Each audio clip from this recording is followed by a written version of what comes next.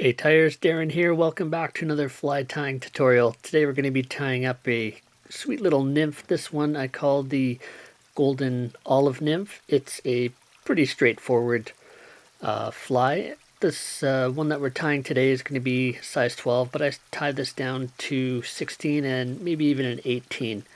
And I definitely like the color of this thread, and if you don't have this dark olive thread, you can try it with lighter olive.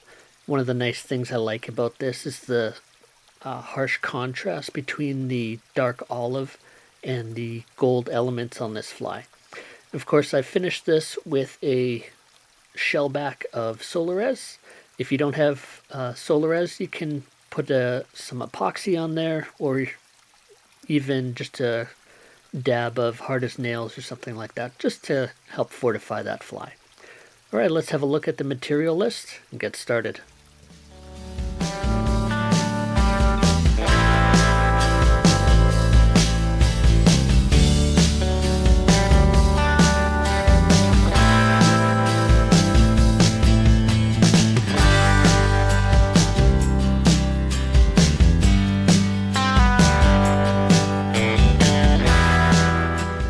Alright, let's get started. I'm going to put a new hook in the vise.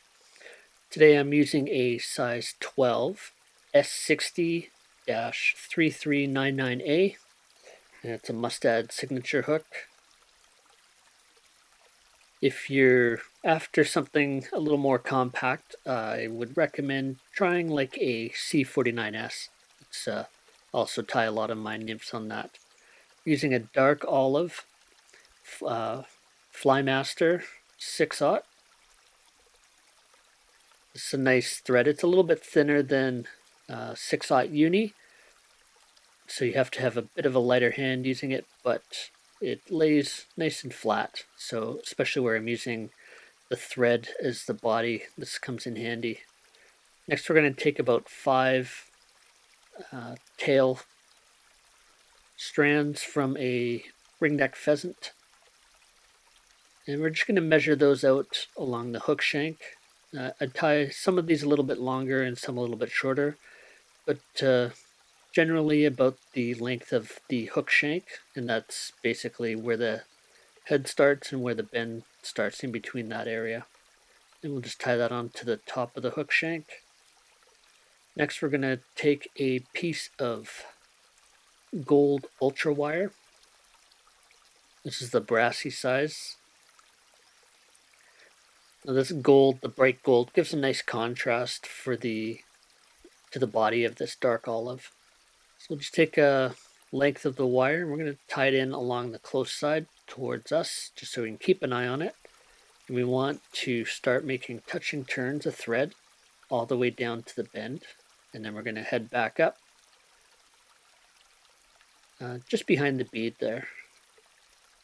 And we're going to fold that pheasant tail fiber back, and this will help us build in a little bit of taper into the body without having to add so much thread.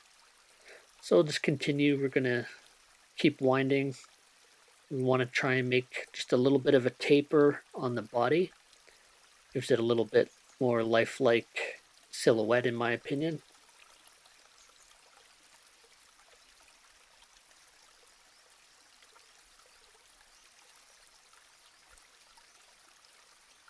And once we're satisfied with the taper, we'll just park our thread up behind the bead, and then we're going to wrap our wire up in open loops.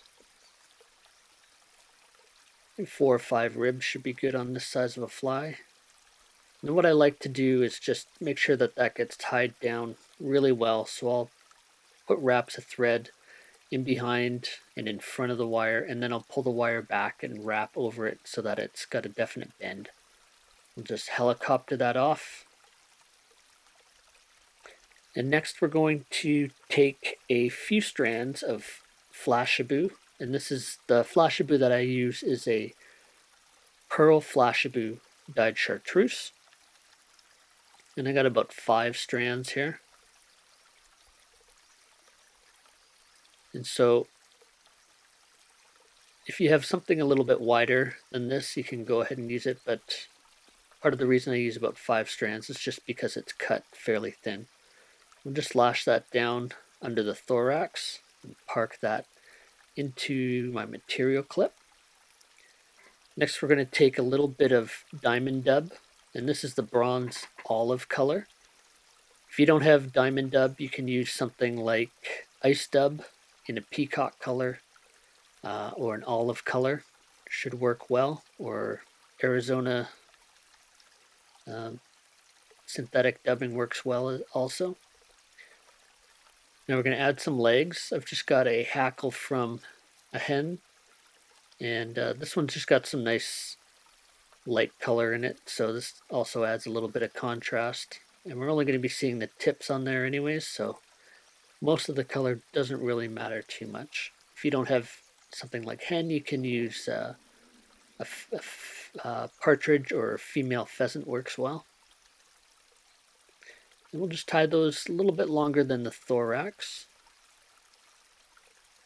And we'll trim off the excess there. Don't have to worry if you don't get it right against the bead there. We're going to add a little bit more dubbing in there to hide that as well. And we'll just roll the fly over so we can have a good look at the other side. And the tricky part here is just kind of matching the length of those legs. So what I do is typically I'll just squeeze them together just so I can make sure that they're about the same length. And again, we'll just add some wraps in there of thread just to tie those down. And just want to make sure that those are in there and secure, and then we'll come through and trim off the butt ends. And we're going to take a little bit more dubbing here. Put a light dubbing noodle on the thread, and then we'll just finish wrapping that to kind of cinch it up into the bead there. Make a nice full sort of thorax. And I typically like to place my legs in the middle rather than at the beginning or at the end, and that's just my preference. If you'd prefer to do it at the end, I don't think there's anything wrong with that. We're just going to pull over the flashaboo. We're going to add a few wraps just to kind of secure that in place. And then we'll trim off the excess. And then I usually take the excess flashaboo and I'll just stick that into a pair of hackle pliers, and I'll use it for the next fly. Now we're going to take a little bit of Solarez. This is the Solarez hard in the thin. And we're just going to add a little bubble on top there. And as you can see, I forgot to whip finish, but if you want, you can throw a whip finish in there before you set it with the UV light. Or, because it's directly on the thread wraps, you can go ahead and just cure that, and you should be fine. Just make sure that's cured properly, and then we'll trim our thread, and we're done.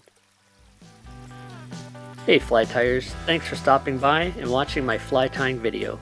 Make sure you're subscribed and hit that bell icon to get notified on the latest fly patterns, tips, and reviews. If you enjoyed the video, take a second and hit that like button. If you have any questions or comments, you can post them below in the comment section. I'd love to hear from you. Thanks for your support of the channel, and until next time, this is Darren saying, keep a hook in your vise. Cheers.